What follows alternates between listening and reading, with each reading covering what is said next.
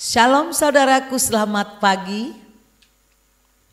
Mari kita sambut pagi ini firman Tuhan yang akan menjadi roti yang hidup bagi kita. Dengan saya Pendeta Deborah Dumasisyani Partambunan dari CBM 7 TV dalam acara BLC atau Bible Lovers Club, yaitu membaca Alkitab secara teratur dari kitab Kejadian di Perjanjian Lama sampai kitab Wahyu di Perjanjian Baru. Hari ini kita masuk pembacaan pasal 19 ayat 1 sampai ayat 38. Sebelum kita baca, mari kita bersatu dalam doa. Terima kasih kepadamu ya Bapa di surga, ya Bapa Yahweh. Sebab Engkau kembali menganugerahkan berkat-Mu bagi kami. Kami boleh bangun dari tempat tidur kami, bisa bernapas, bisa berbicara kepadamu hanya oleh anugerah-Mu. Berbicaralah Tuhan juga kepada kami. Kami siap menerima firman-Mu. Kami tahu firman-Mu adalah suluh bagi kami untuk melakukan aktivitas kami sepanjang hari. Berkati kami lewat firman-Mu. Dalam nama Tuhan Yesus kami sambut firman Tuhan. Mari yang percaya katakan, amin, amin, amin. Saya ulang sekali lagi, hari ini pembacaan kita adalah dari kitab Kejadian 19 ayat 1 sampai ayat 38. Ya. Perikop yang pertama, ada dua perikop saudaraku. Perikop yang pertama dulu. Sodom dan Gomora dimusnahkan, Lot diselamatkan. Sodom dan Gomora dimusnahkan, Lot diselamatkan. Ayat 1. Kedua malaikat itu tiba di Sodom pada waktu petang. Lot sedang duduk di pintu gerbang Sodom, dan ketika melihat mereka, bangunlah ia menyongsong mereka lalu sujud dengan mukanya sampai ke tanah. 2. Serta berkata, Tuan, Tuan, silahkanlah singgah ke rumah hamba-Mu ini. Bermalamlah di sini dan basuhlah kakimu. Maka besok pagi tuan-tuan boleh melanjutkan perjalanannya. Jawab mereka, tidak, kami akan bermalam di tanah lapang. 3. Tetapi karena ia sangat mendesak mereka, singgahlah mereka dan masuk ke dalam rumahnya. Kemudian ia menyediakan hidangan bagi mereka. Ia membakar roti yang tidak beragi, lalu mereka makan.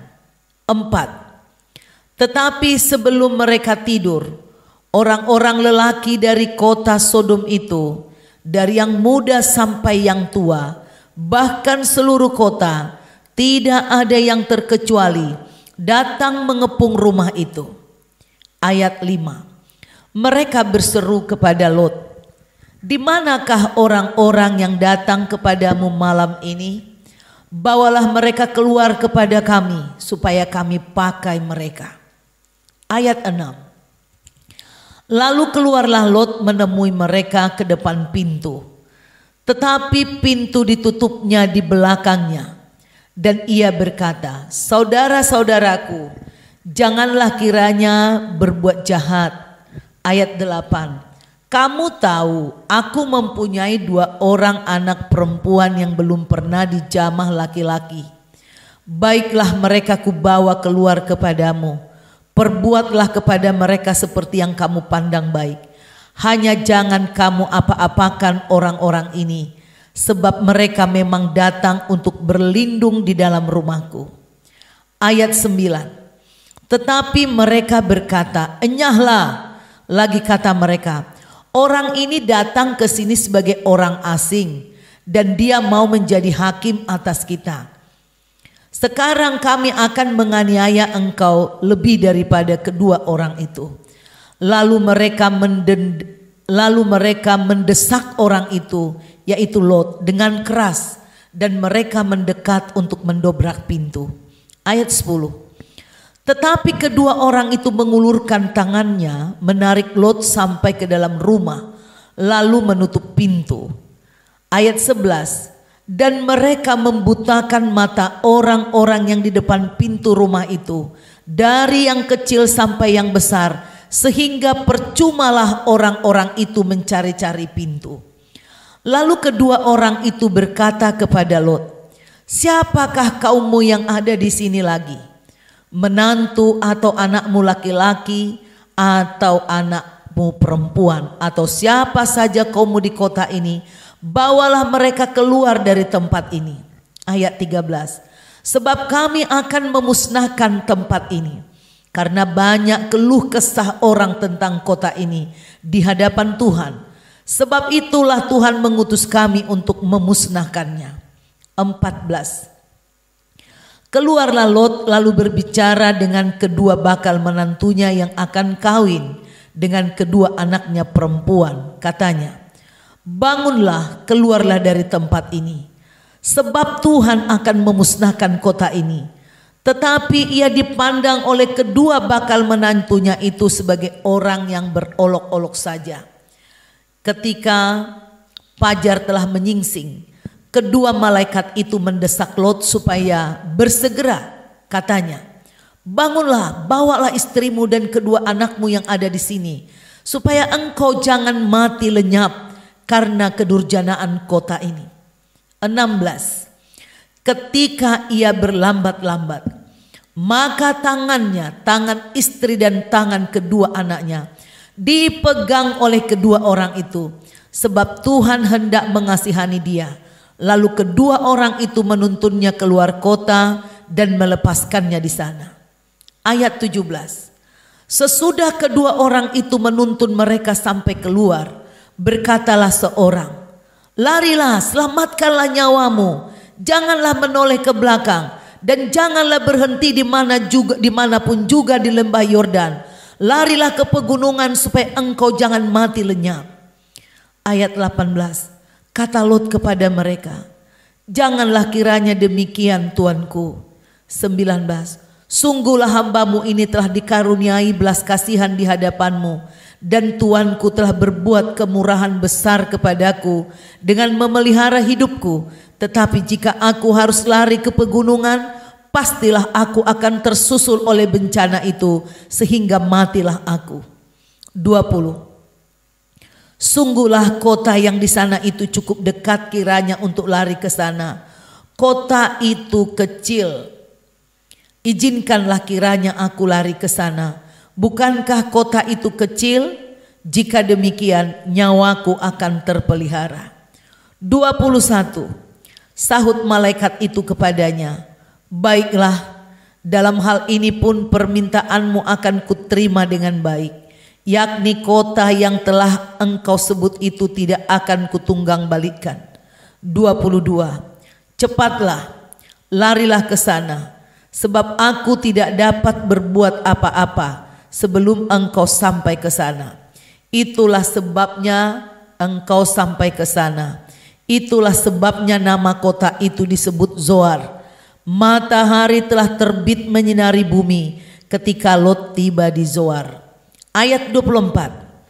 Kemudian Tuhan menurunkan hujan belerang dan api atas Sodom dan Gomora, berasal dari Tuhan dari langit.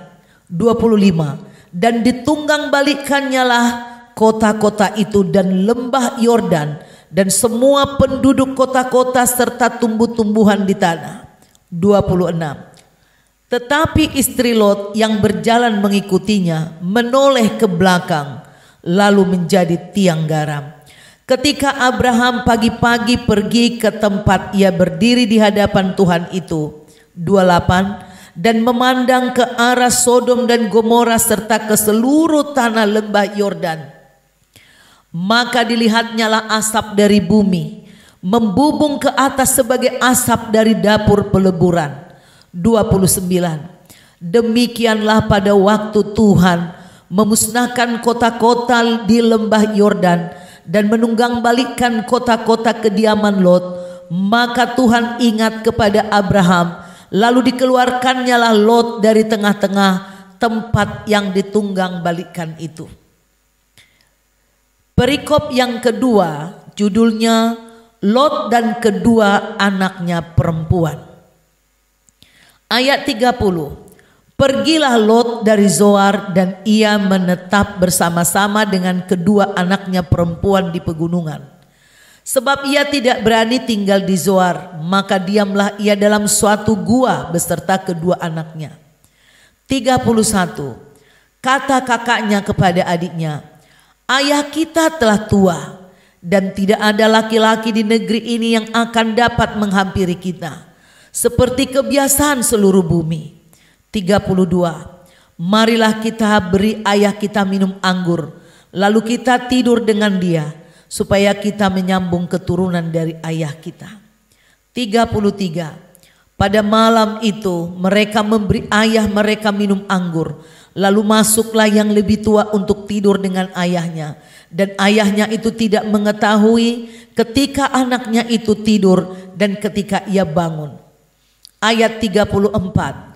Keesokan harinya berkatalah kakaknya kepada adiknya, tadi malam aku telah tidur dengan ayah, baiklah malam ini juga kita beri dia minum anggur. Masuklah engkau untuk tidur dengan dia, supaya kita menyambung keturunan dari ayah kita. 35. Demikianlah juga pada malam itu mereka memberi ayah mereka minum anggur, lalu bangunlah yang lebih muda untuk tidur dengan ayahnya, dan ayahnya itu tidak mengetahui ketika anaknya itu tidur dan ketika ia bangun. 36. Lalu mengandunglah kedua anak Lot itu dari ayah mereka. 37. Yang lebih tua melahirkan seorang anak laki-laki dan menamainya Moab. Dialah bapa orang Moab yang sekarang. 38. Yang lebih muda pun melahirkan seorang anak laki-laki dan menamainya Ben-Ami. Dialah bapa Bani Amon yang sekarang. Demikianlah saudaraku pembacaan dari ayat 1 sampai 38. Saya ingin membagikan rema yang saya dapatkan dari kitab Kejadian 19 ini. Pertama saudaraku, kita melihat bahwa Lot melakukan cara menyambut tamu, ya, menyambut tamu dengan hormat, bahkan sampai sujud ke tanah. Itulah yang dilakukan oleh Lot kepada malaikat itu, sama seperti yang dilakukan oleh Abraham. Ini mungkin seperti inilah adat di timur, adat di Israel, saudaraku. Nah, tetapi saudaraku, ketika mereka bermalam, ya, menginap di sana, sebelum mereka tidur dikatakan di ayat 4, orang-orang lelaki dari kota Sodom itu, dari yang muda sampai yang tua, bahkan seluruh kota dikatakan tidak ada yang terkecuali, datang mengepung rumah itu. Mereka berseru kepada Lot, di mana orang-orang yang datang kepadamu malam ini? Bawalah mereka keluar kepada kami supaya kami pakai mereka. Saudaraku, kalau kita lihat di sini, pertama, Lot tinggal di satu kota yang sangat subur, makmur, ya, ini. Tetapi Lot tidak sadar bahwa rohaninya di sana bisa mati. Terbukti ketika dia ingin membela tamunya, para malaikat yang dia tidak sadari mungkin itu, dengan mudahnya dia memberikan kedua anak perempuannya sebagai pengganti tamunya. Dia menganggap remeh, ya, peringatan daripada Tuhan. Saudaraku, Lot adalah seorang kepala keluarga yang seharusnya melindungi anak-anaknya. Tetapi dalam tawar-menawar itu dia rela menyerahkan anak perempuannya sendiri untuk menjadi pemenuhan hawa nafsu bejat orang Sodom. Dikatakan dari yang muda sampai yang tua. Sudah tidak ada etika, tata krama, kesopanan. Semua sama-sama bejat, ingin melakukan pemerkosaan antara sama yang gender yang sama. Banyak orang, saudaraku, kita sedang diperingatkan oleh Tuhan lewat firman ini. Jangan saudara terpesona dengan kekayaan, keberhasilan di suatu pekerjaan, di suatu tempat. Misalnya nih, ada orang mengajak kita bisnis narkoba, uangnya gampang dapat, misalnya ini contoh. Atau ayo melacur satu malam bisa dapat 30 juta, 60 juta. Tapi itu di daerah Sodom dan Gomora. Itu bukan kehendak Tuhan, itu sangat dibenci oleh Tuhan. Kira-kira seperti itulah Lot melakukannya. Sehingga apa? Lot sebagai kepala keluarga tidak ada wibawanya. Makanya ketika dia mengajak kedua menantunya, kedua calon menantunya ini menganggap Lot seakan-akan berolok-olok. Calon menantunya yang dua itu tidak percaya. Mungkin mereka mengejek dan menertawakan Lot. Saudaraku, walaupun Lot menyampaikan peringatan Tuhan, bahkan istrinya sendiri, saudaraku, tidak begitu. Istrinya terus ngelihat ke arah Sodom dan Gomora, akhirnya jadi tiang garam. Maka saudara, kalau ke Israel sebelum ke Qumran itu biasanya tour guide itu akan membawa kita lihat patung Lot untuk menjadi peringatan. Ya, tiang garam itu, saudaraku, istri Lot maksudnya, tiang garam masih ada sampai hari ini. Jadi kita lihat hasilnya, kalau kita tidak hidup di dalam kebenaran, kalau kita terus menerus hidup di dalam kelompok orang-orang berdosa, orang-orang yang bejat moralnya, moral kita pun bisa terkikis, tergradasi. Mungkin gak total 100%, tapi bisa mungkin 50%, bisa 30%, bisa tergantung keadaan. Lihat ini, akhirnya kita sebagai anak Tuhan, sebagai harusnya saksi Tuhan, kita tidak bisa menjadi berkat kalau kita hidup duduk bersama orang-orang bejat di bumi, saudaraku. Kalau kamu samakan dirimu dengan seorang pelacur, dengan seorang pencuri, lama-lama kamu terbiasa dan kamu anggap melacur, mencuri, ngisap narkoba itu sesuatu yang lumrah, ya. Akhirnya saudara pun dianggap penjahat itu menjadi sama dengan bagian dari mereka. Itu sebabnya akhirnya saudara tidak ada wibawa, tidak ada kuasa, otoritas di dalam dirimu tidak ada lagi. Itu sebabnya istri Lot memilih untuk menoleh ke belakang. Kemakmuran hidup di Sodom sudah melekat di hatinya, mengikat hatinya. Nah, dan saudaraku, kelihatannya sepele, saudaraku. Tetapi kelalaian kecil bisa berakibat fatal. Akhirnya istri Lot menjadi tiang anugerah. Harusnya menjadi tiang garam. Harusnya istri Lot menjadi anugerah. Dan kesempatan keselamatan itu harusnya dia terima. Nah, tapi dia menyia-nyiakan anugerah itu. Kalau kita terus mencintai ya kemakmuran dunia, hanya menghitung uang, menghitung keuntungan, tidak memikirkan kekudusan, tidak memikirkan apakah tindakan kita, posisi kita di hadapan Tuhan menyakiti hati Tuhan. Hati-hati, engkau sedang menyia-nyiakan anugerah Tuhan. Tiang garam itu masih berdiri sampai saat ini, saudara. Jadi saudara dikasih Tuhan kesempatan untuk memilih, Tuhan gak ucluk-ucluk membunuh orang, tidak saudara. Biasanya didahului peringatan-peringatan. Maka kita harus peka terhadap peringatan-peringatan di dalam hidup kita. Kalau kita sakit, kita berdoa kepada Tuhan. Kita harus terlebih dahulu bercermin dengan firman. Tuhan, apa yang terjadi kepada saya? Saya sakit seperti ini Tuhan. Tuhan, aku mau mengakui dosaku. Kalau ada yang salah, tolong saya, ajarin saya, tunjukkan kepada saya dosa-dosa saya. Saudara harus berani mengatakan. Dan kalau Tuhan tiba-tiba tunjukkan di ingatanmu, di pikiranmu atau di hatimu, akuilah dosamu kepada Tuhan dan bertobat, tinggalkan dosa itu. Maka keselamatan dan pertolongan Tuhan akan datang kepadamu. Jadi saudaraku, jika kita sudah memilih percaya kepada Tuhan Yesus Kristus, jangan duakan Tuhan. Ya, banyak orang, saya banyak kenal, maaf, narkoba mungkin, wah enggak lah. Tapi banyak saya dengar orang rajin ke gereja, tapi dia misalnya jadi rentenir, ya ngambil bunga 30% dari orang miskin.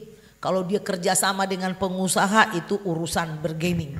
Tapi kalau saudara orang-orang yang miskin, wah saudara maki-maki kalau nggak dibayar hutang. Nah hati-hati, itu saudara menduakan Tuhan.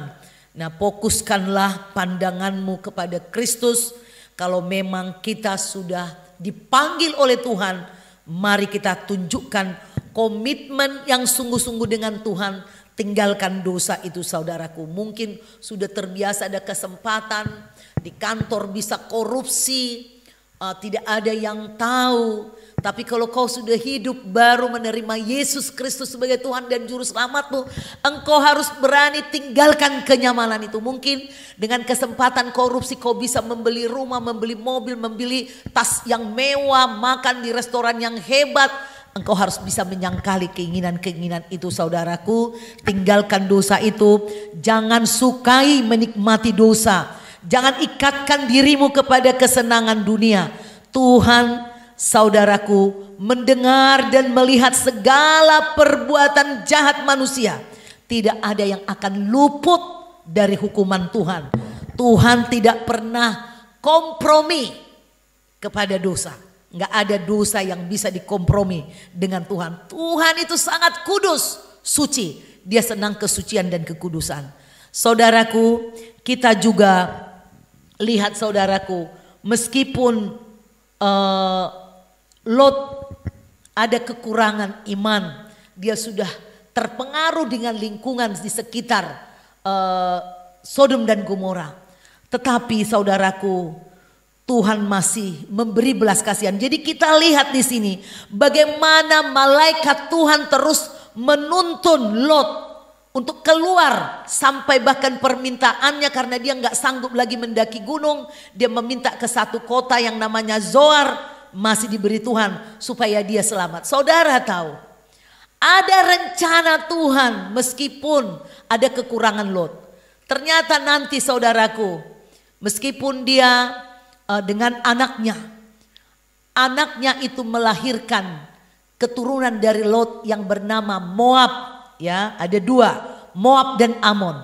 Saudaraku, Moab itu ada di Jordania sekarang, negara Jordania. Jadi keturunan Moablah Rut. Rut adalah nenek moyang daripada bangsa Israel, dari Raja Daud. Ini saudaraku, dari bangsa Israel. Jadi Tuhan itu luar biasa. Meski kamu ada kesalahan, kalau kau masih datang kepada Tuhan, ingat Tuhan, minta darah Yesus mengampunimu. Darah itu berkuasa. Belas kasihan Tuhan lebih besar dari dosamu. Tapi kalau kau terus di dalam dosa, meskipun Tuhan mengulurkan tangannya, kamu bisa keras kepala, membatu hatimu, kau tidak percaya kepada keselamatan. Jadi orang-orang yang tidak percaya kepada Yesus, yang hatinya sudah membatu dan membeku, dia tidak bisa melihat anugerah di dalam kehadiran Kristus dalam hidupnya. Ini justru ada tembok-tembok yang dibangun kuasa kegelapan di dalam kehidupannya. Marilah kita senantiasa hidup setia, taat dan benar saudaraku. Jangan biarkan hal kecil apapun di dalam kehidupanmu yang merusak gambar Kristus di dalam hidupmu. Karena kelalaian kecil bisa berakibat fatal. Saudaraku, juga dikatakan bahwa Lot dan kedua anaknya perempuan tadi, ya, karena mereka ketakutan tidak ada lagi laki-laki yang menghampiri mereka. Mereka menghampiri ayahnya dengan cara membuat ayahnya mabok. Lalu mereka berdua hamil, kakak beradik ini. Yang satu tadi melahirkan Moab, yang satu melahirkan Amon. Amon adalah sama dengan kota Amman, yang kalau kita dengar sekarang Amon adalah Amman. Jadi Rut keturunan Moab. Nah, jadi orang Jordania, negara Jordania sekaranglah negara dari keturunan Moab dan Amon ini, yaitu keturunan Lot. Demikian saudaraku, marilah kita betul-betul belajar menjaga hidup kudus. Meskipun kita lihat makmur di sini nikmat uangnya, kalau itu adalah sarang dosa, tinggalkan. Tinggalkan jual minuman keras, berjudi, tinggalkan hal-hal yang betul-betul menyakiti hati Tuhan. Carilah kerajaan surga, kekudusannya, pasti itu memberkati hidupmu dan anak-anakmu. Tuhan Yesus memberkati. Saudaraku, sebelum kita mengakhirinya, kita berdoa kepada Tuhan. Terima kasih ya Bapa untuk firman-Mu pada pagi ini menjadi penuntun bagi kami. Tolonglah kami dan tuntun supaya kami tidak tersesat. Berikan kami hikmat di dalam mengambil keputusan supaya kami tidak salah pilih. Biar kami mampu membedakan mana yang kehendak Tuhan, mana yang tidak. Mampukan kami meninggalkan tempat-tempat yang sekalipun makmur secara keuangan, tapi kalau itu merusak iman kami berani tinggalkan.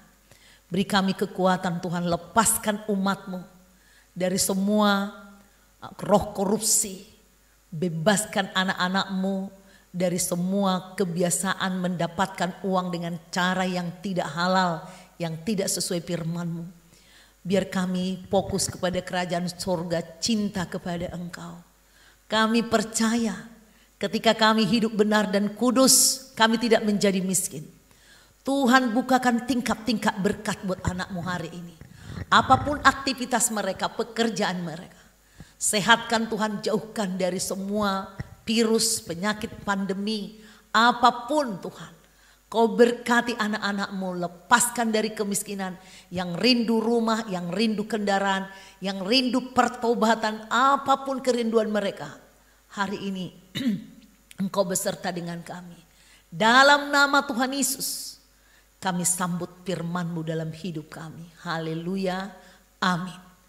Saudaraku, demikian firman Tuhan hari ini yang bisa saya bagikan dan kita baca bersama-sama. Jika engkau terberkati dengan pembacaan firman di dalam BLC atau Bible Lover Club, silakan saudara buka kembali di YouTube. Saudara klik CBM 7 TV atau CBM 7 TV. Dan saudara bisa temukan kejadian 1 atau kejadian 2, kejadian 3 dan seterusnya. Sesuai hari ini kejadian 19. Dan saudara jangan lupa like sampai muncul nanti gambarnya. Like, share, kirim ke orang supaya engkau ambil bagian dalam pemberitaan Injil. Karena amanat agung ini adalah tanggung jawab kita bersama. Kemudian saudara pasang lonceng supaya tetap muncul. Dan saudara komen supaya nanti yang saudara terus memberi komen, di akhir pembacaan akan ada hadiah-hadiah dari CBM 7 TV. Sampai jumpa besok. God bless you.